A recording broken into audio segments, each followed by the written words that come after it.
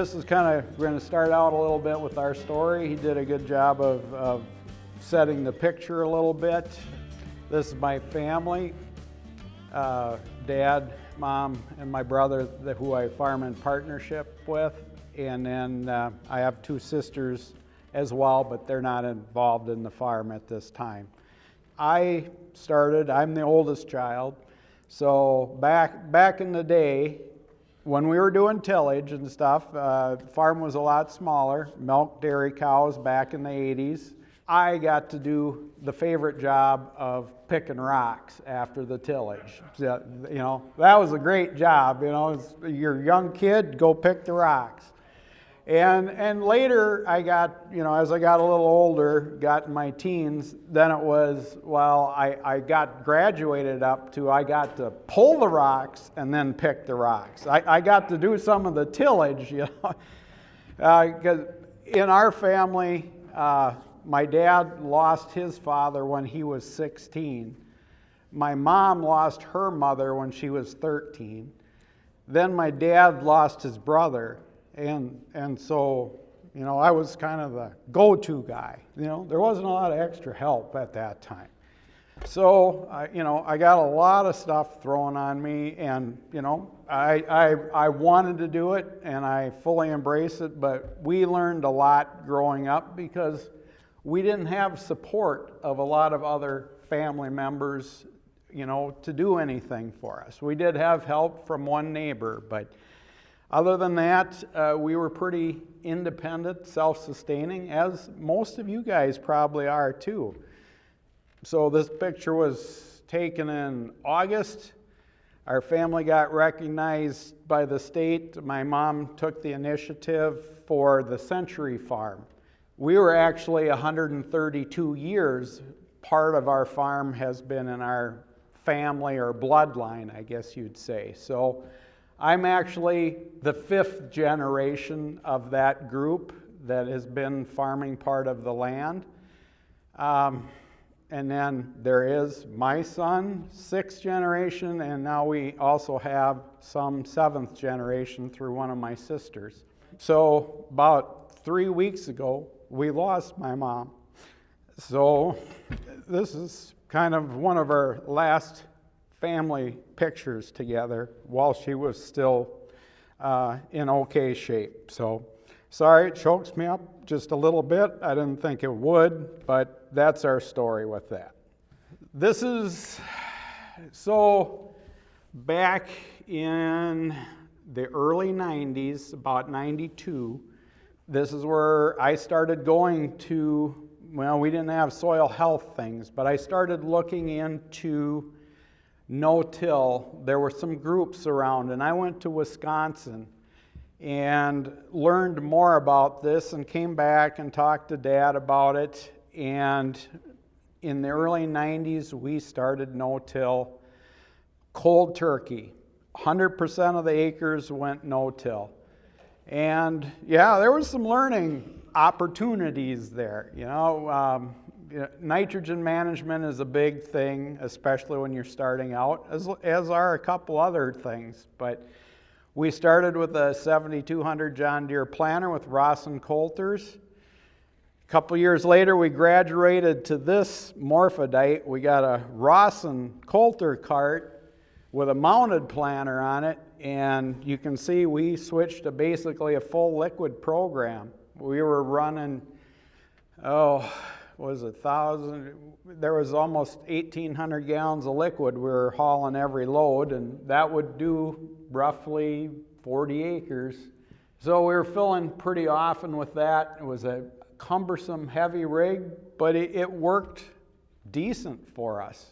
And you can see in the picture, that's my son, about 3 at that time, but he was all about farming. Still is. He's working for the local co-op right now, but thinking of moving on and doing some custom spraying application himself.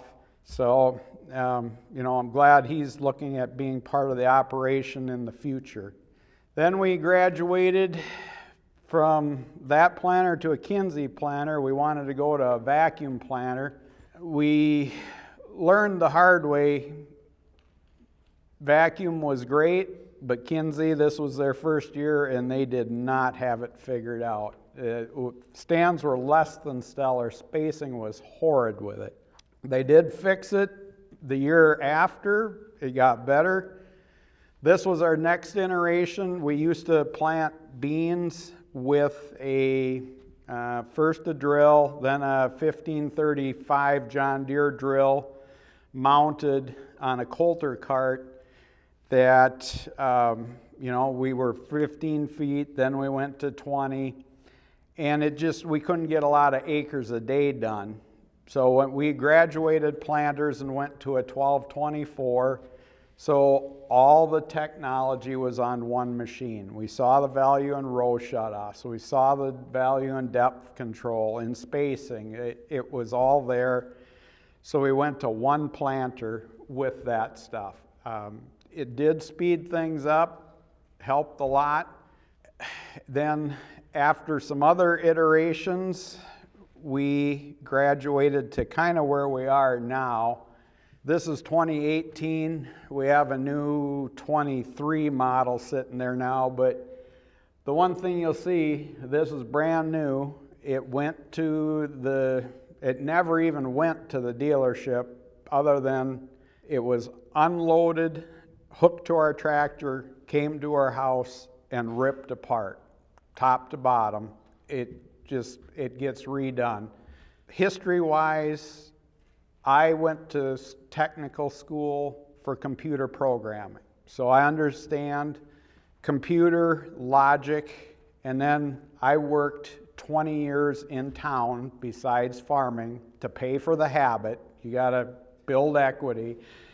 But in my time in town, I spent a lot of time working with CNC equipment, programs, writing some programs for the businesses. So I had a lot of knowledge in how the electronics work. So when it comes to the farming, I kind of look at the electronics and I do the data crunching, some of that stuff. My brother went to school for John Deere Ag Tech, and he actually finished the program, worked for about 2 years as a John Deere mechanic, and then just found, he loved farming too, and there's just absolutely no way you're available during harvest, during planting, when you're a mechanic.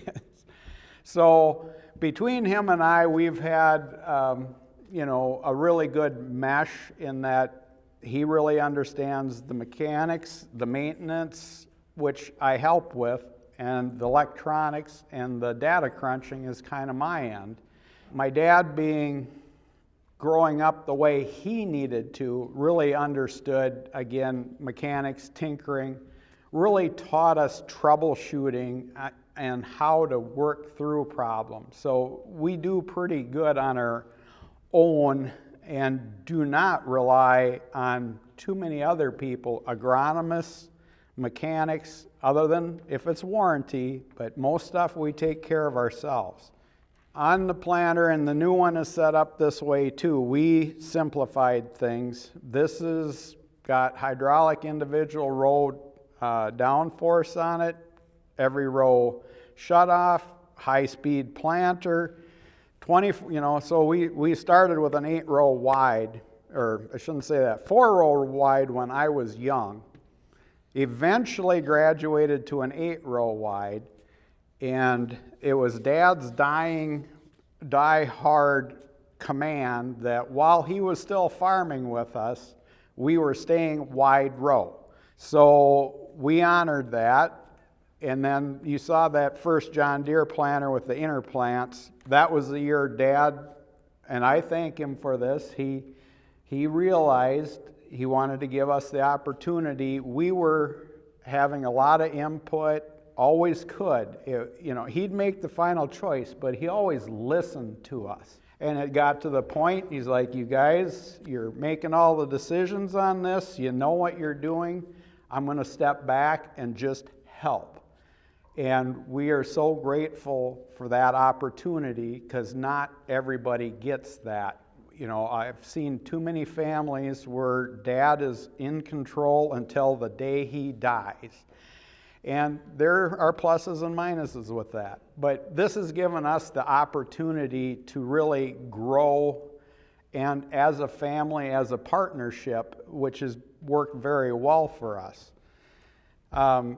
We've learned a lot, but again, back to the planter setup, we simplified things. We really like the GFX row cleaners because they're frame mounted, takes the vibration shock away from the unit. So for longevity, it helps with the spacing.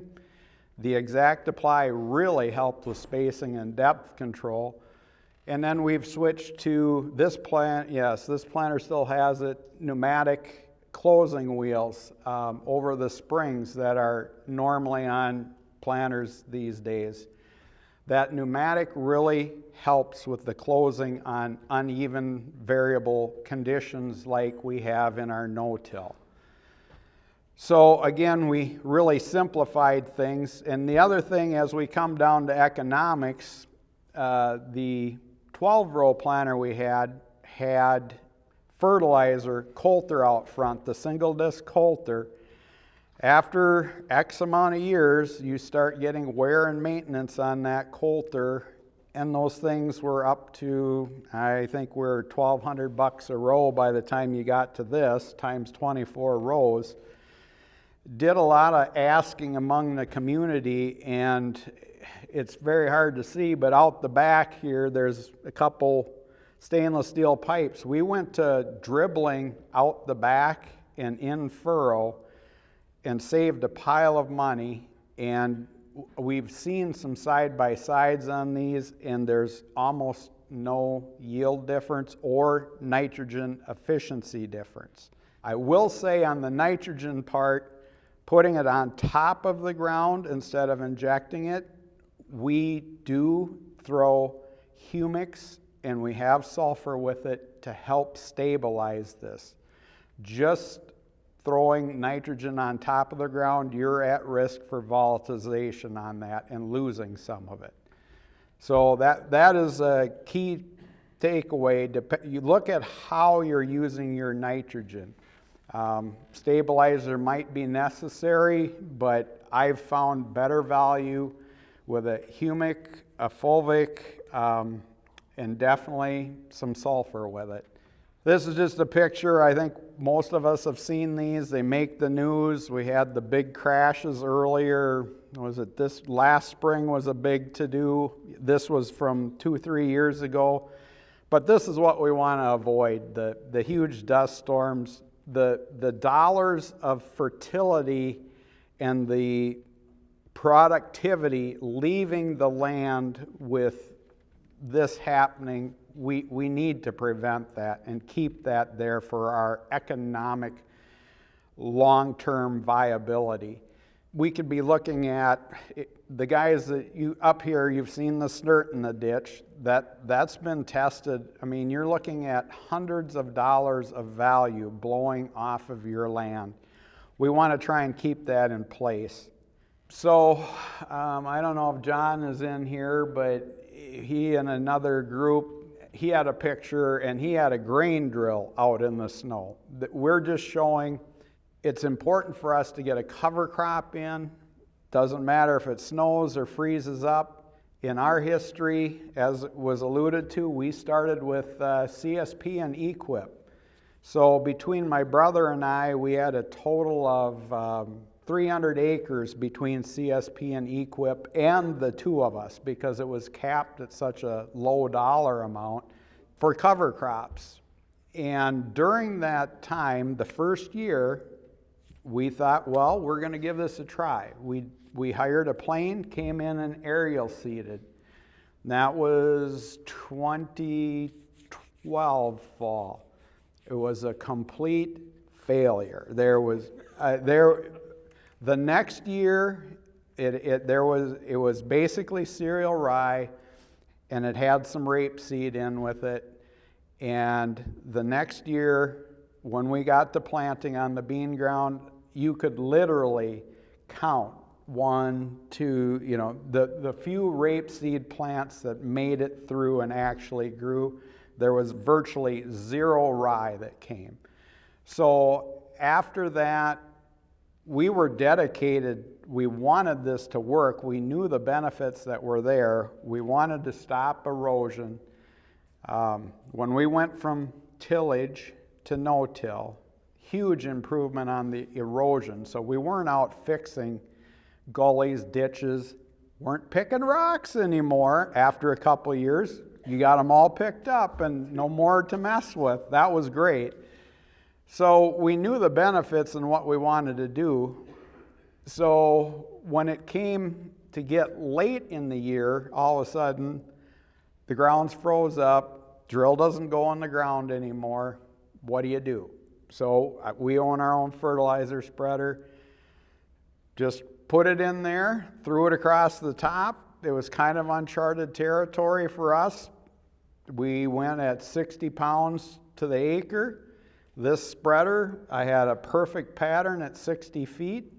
And there'll be a picture a little further in my slide deck, but this has worked very well for us if we can't get the seed in the ground with a drill in the fall. Now this picture is late February, early March. When I've done it, I've waited for the snow to thaw. Once it thaws and gets down to where you can see some ground, I'll go out early in the morning while everything's still froze, or late at night, but just run when it's cold. And during the day, then I do want it to thaw out a little bit. And I've had good results with this. We switched, so part of this after the first year of failure, this is not that drill, this is the second one after that. We bought a 30-foot Great Plains no-till drill with the coulters on it, and we had an excellent stand of rye running that. On the economics end of it that we're kind of talking about a little bit, through the EQIP CSP, at that point we needed to be 100 or 120 pounds of seed per acre. It was ridiculously high. We ran into some issues with plantability the next year on that because it was so thick.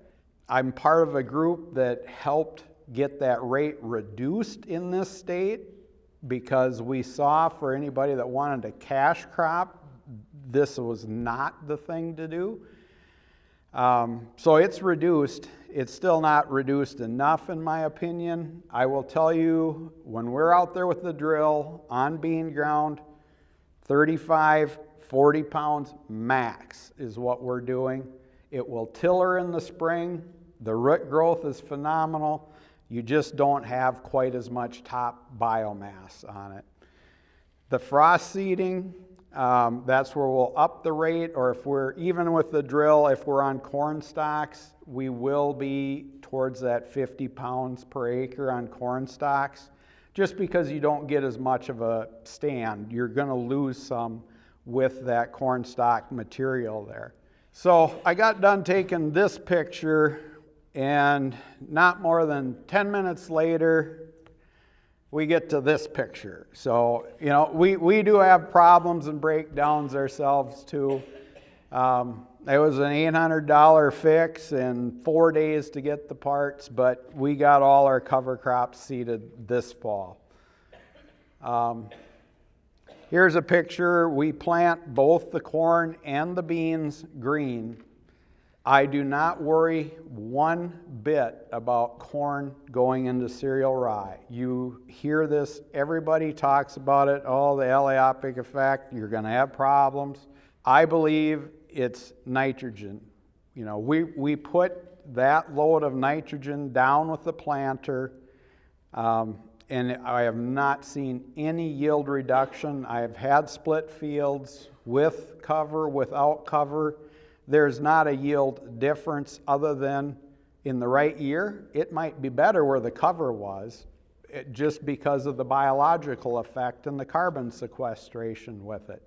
So my rule of thumb is really, if you're planting green, I want to see at least 30 units of N go on with the planter very close. I've seen guys do broadcast N. That ain't the same. It's not concentrated. You may need a higher rate then. You could run into issues. So just a little caveat with that. This slide kind of shows you the difference here. Growth between, this is spring growth and earlier spring. I would say this is late April actually, but the difference in growth between cover crop planted after soybeans, you can see they're probably at that point it's over a foot tall, and we've got a couple inches at cover crop after corn harvest. Here's one of the frost seeding, what it looks like in the spring.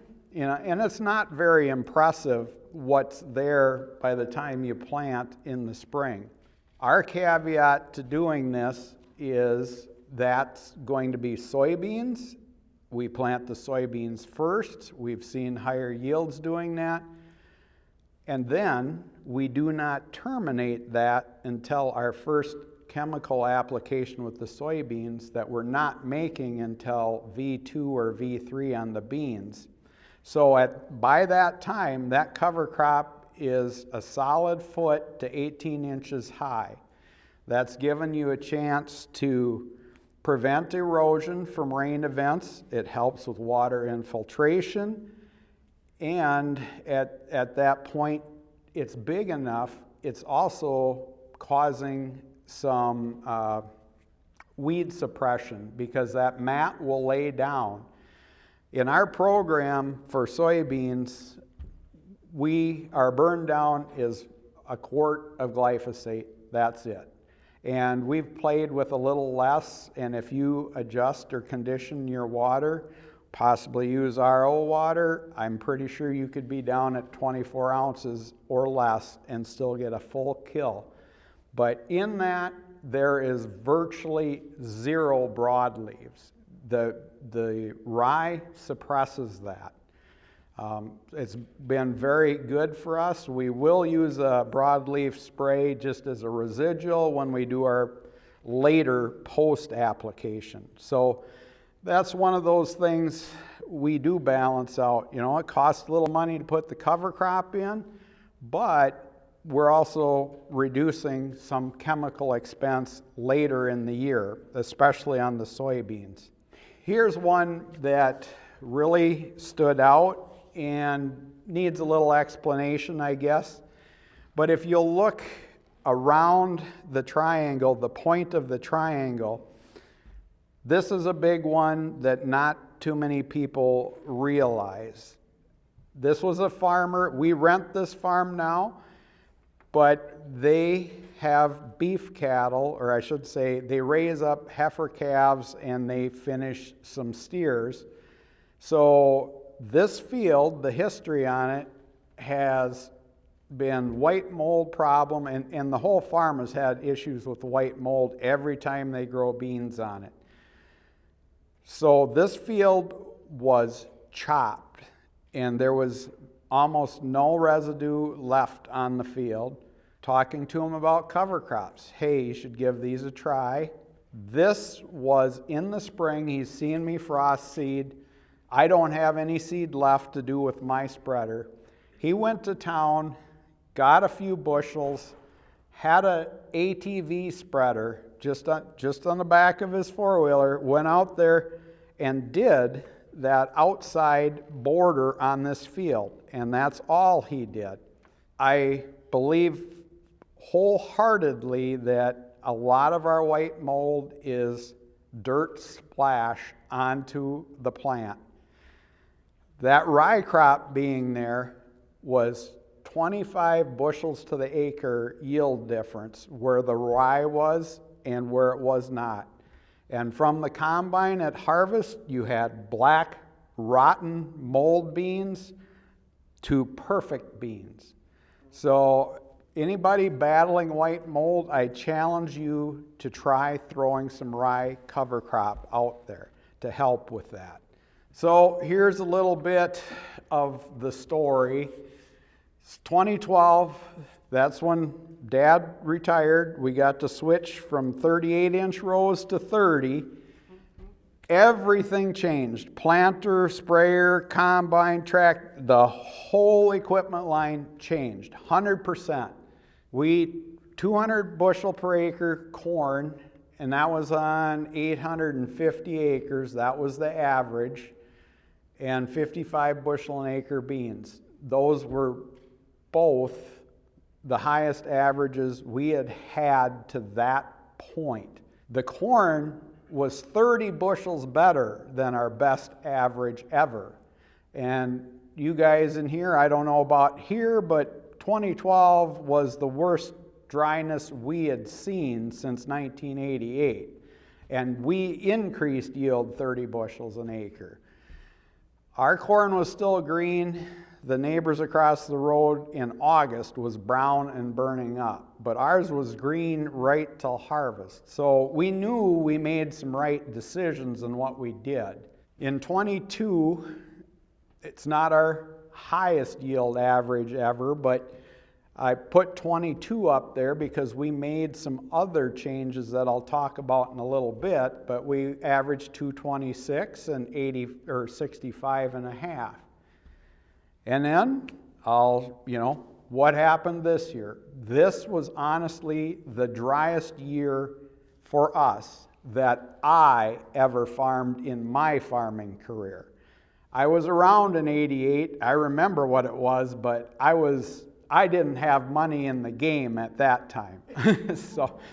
So this was a bit of a kick in the pants for us. In our area, we were 195 on 1,000 acres and 48 on 570 on the beans, which I'm taught we do custom harvest too for the neighbors, and that's kind of where I'll put my numbers from in the next slide. But we were a solid 10 to 15 bushel better than most of the tillage guys in our area. And I do have to say this is very localized. I don't know about here, but 2 miles could make 20 bushels of difference. And it's just a rain at the right time this year. We were 8 inches of rain from May 1st until the end of August. And 5 of them came in May. We got 3/4 of an inch July 4th, and I think we got less than 1/2 an inch from that to the end of August. So corn, it did turn out better than we thought it would, but it was not amazing by any means. So as far as this kind of goes to the fertility end, and now we start getting in a little more to the economics of stuff. So in the last couple years, kind of building off of what Russell said and a couple other people, we have went away from broadcast spreading most of our fertilizer. On the corn program, there's no broadcast fertilizer anymore, and I think we're going to stay that way. We did do a little in the beans. The jury's out on that. We may broadcast a little, but what we have done is we're doing less P&K. Soil tests aren't dropping. This was talked about earlier. We have done some of those total nutrient pool tests. In our soil, we're looking at phosphorus of over 1,800 pounds per acre, and our K value is actually up in the 22,000 pounds per acre. So when you add 200 pounds of potash to 22,000 pounds, it's like dropping a cup of water in the Mississippi or something. There's a lot to understand there. We have to unlock the K that's in our soil. But that's why I did start monitoring the total nutrient pool to make sure I'm not reducing that. I don't want to mine my soil. So I'm going to keep an eye on this. I have talked to two individuals now that have been on this soil health journey much longer than me that have been monitoring this, and they've actually seen their total pool increase with virtually zero inputs other than cover crops. So I'm cautiously optimistic that we've understood soil and properties wrong. So a big thing in economics and us making the choices to cut back, we have changed. So you got the 4 R's, the right place, the right time, the right amount, and the right form. All of these are so important. When I've started tissue testing, doing Haney testing, and if you're doing that, you start seeing the patterns, like Russell had up here with the soybeans. They already have the nutrient uptake curves for corn and beans. You can look at that. You can start looking at your tissue test. And I will guarantee on corn, all of us are seeing them just crash during the rapid growth phase from V8 to VT. That is where I'm concentrating now. We don't front load everything. We have moved it back so some goes on with the planter, and we're wide dropping a pass or two. And I've seen my tissue tests late season be much higher. In 22, we were rain limited.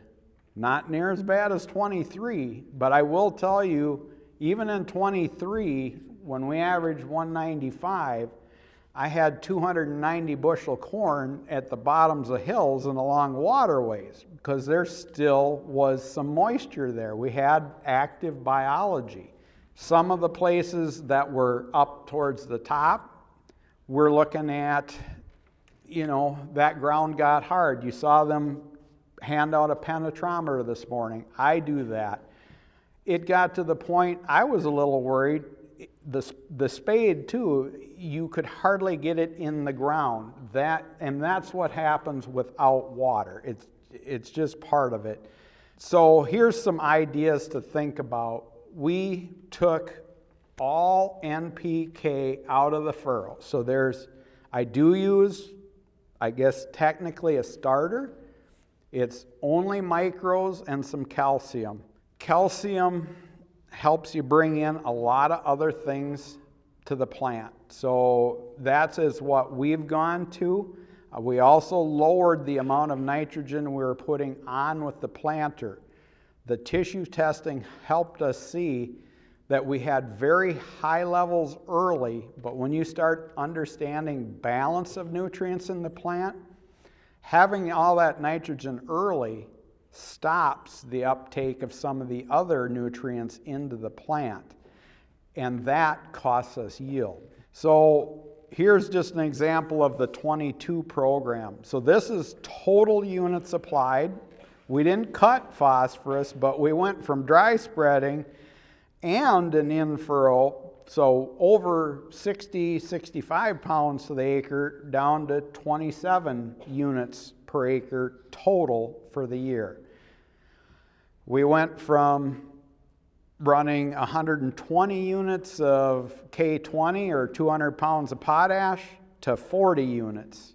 We have been for a long time on nitrogen. So this was brought up earlier during Russell's talk or questioned. I've done lots of testing over the years, and you do need to know your land, your soil, your conditions.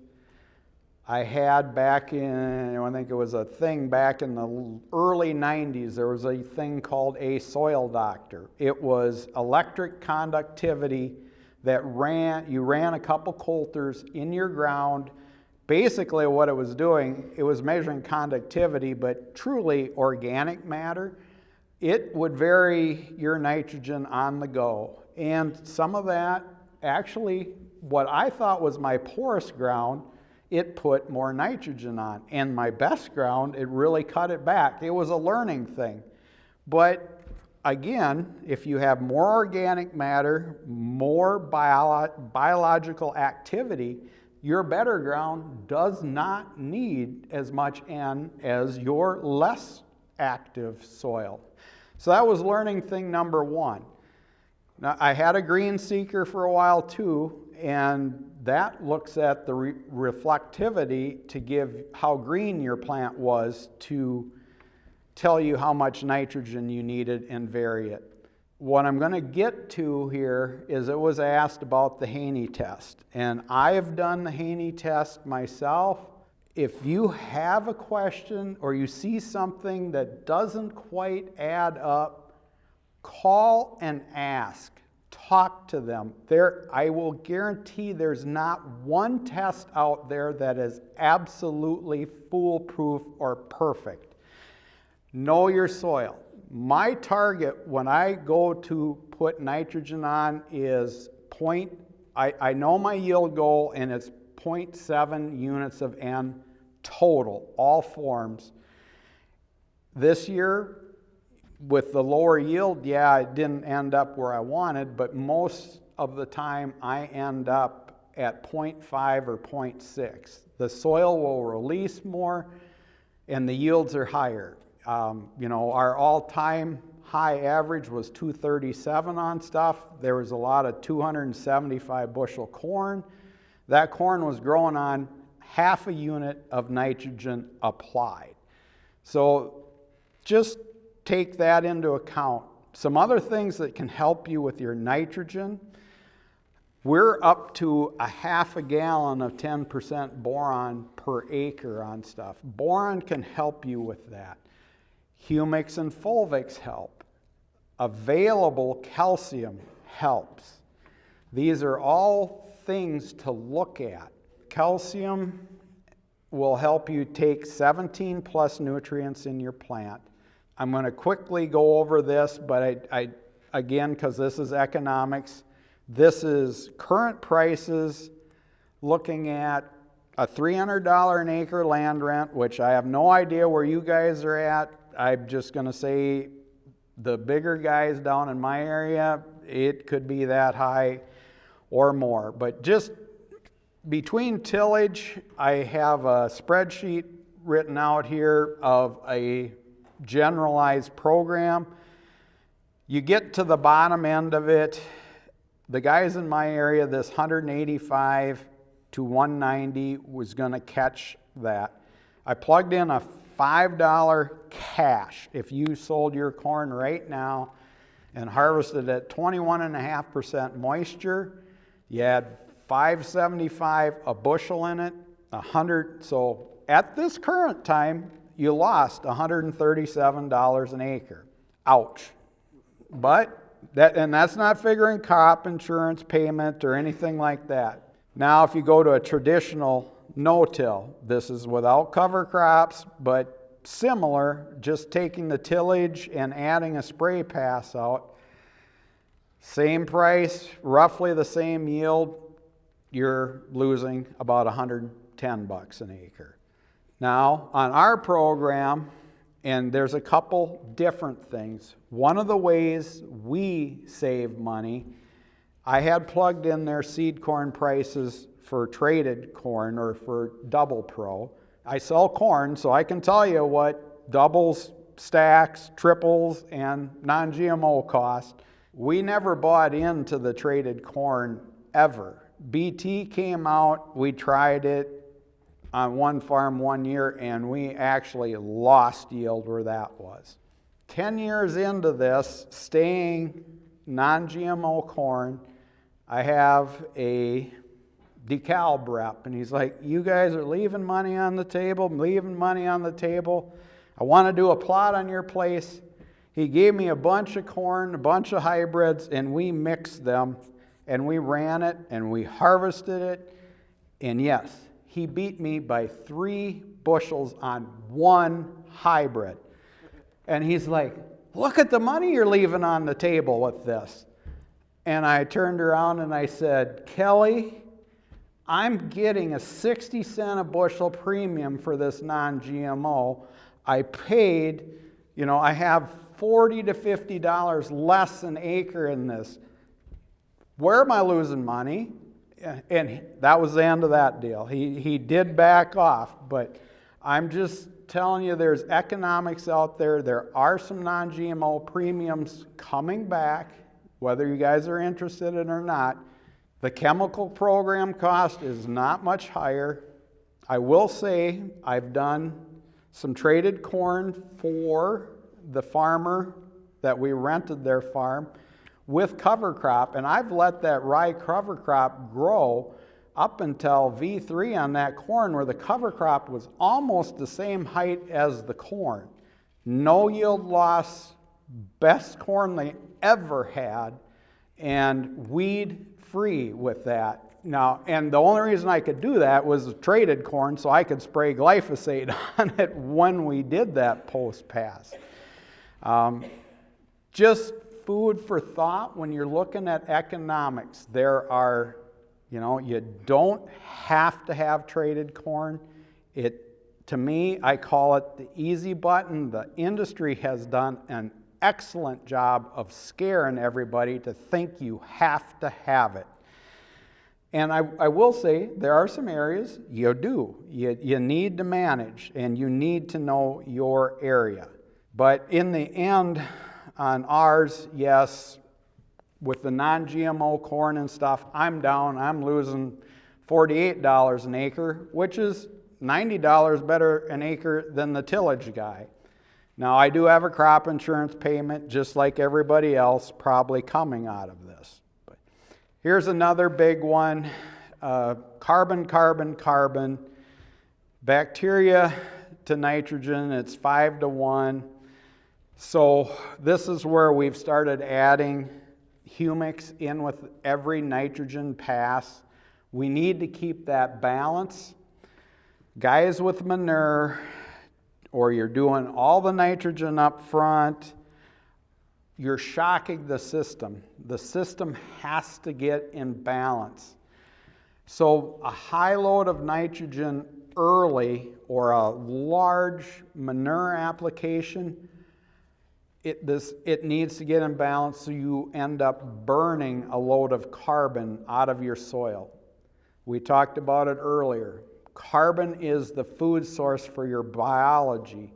I believe, if I'm correct, I know it's close, but only about 30% of your nutrients for your plant mass flow, meaning water brings them in and the plant takes it up directly. The other 70%, you have to have the biology to get it into the plant.